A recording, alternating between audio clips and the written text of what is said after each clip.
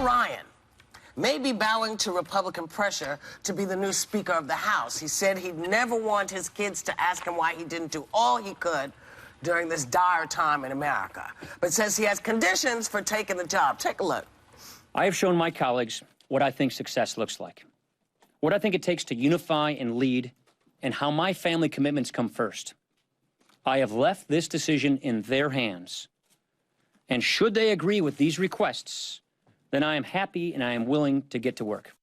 He sounds like a celebrity about to go on tour. Here's my writer. I want white seats. I want white towels and white candles. He says, I cannot and will not give up my family time, which is interesting because most people who are fired from a job say, I want to spend more time with my family. This guy is being hired for a job and he's saying that, which is unusual. And he says that he needs an endorsement from the three main GOP groups. He's going to give them till Friday, but he wants time. He wants assurances he can have time with his family. Yeah. He wants assurances that the House rules will change and that they'll have an agenda that's more forward-thinking. But he says by Friday, these three major GOP groups have to endorse him. So he's not going to get it because there are 40 people in Congress who are holding up the entire thing. They're called the Freedom Caucus. One of them even said they don't want to vote for him because he is friends with the Democrats. How do you like that? This will never get fixed. This will never get fixed. There was an Anna from Facebook that said, when have you ever heard of an elected official putting out demands? Is this something new? I think this is great. I think this shows a man that is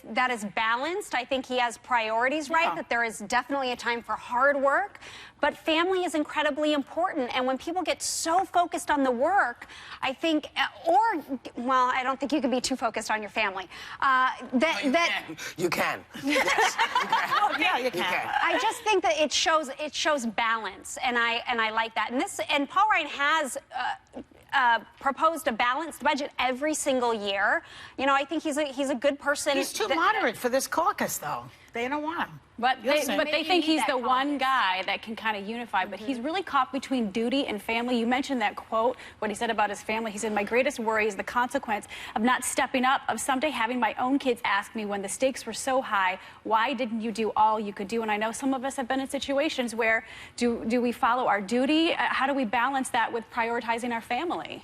You gotta get the job done. You have to do both. He has a calling now. He has to heed the call for the good of the country. I think the more telling thing is he's saying, you know, I need these guys to say that it's okay for me to do it. I think he's waiting for them to say, come on, we really want you. Because family time, most politicians that I know really are kind of devoted family people. They really are. Yeah. Both sides of the aisle. But what sort of got me was, well, you can't... what is it you want? You want them to say, we want you. Yeah, yeah. That's okay. It's kind Just of like, say that. It's kind of like, it's like sex, you know, where you want the guy to really want you and to show it. I don't think that's where he's coming from. Oh, yeah. I really don't. Well, but then why? Even coming here, I have a family and 3 children. I have another show in Los Angeles, and when they asked me to come to New York, trust me, I'm very grateful. I'm very happy to be here, but this was a big decision because of my family, and it wasn't because I needed them to say, I really, really want you. Except that what he has said, what he's saying is, I need these guys to tell me that they want me to do this. These are his words. So I'm he wants to get rid of the dysfunction in Congress. I think what Candace is saying, though, it's that you're caught between your duty, and that's what he's caught between his duty and what he feels that everyone else wants him to do. He needs to step up at a dire time, and what he does for his family. I get where you're coming from. Look, I think he's waiting for them to say, we really want you. Because if he get that... But they have. It's just those three groups. The 3 groups that he wants, they have not said that. No. They have not said that. And I think he wants to come in saying, this is a unanimous decision. My calling was to come here and everybody wanted me.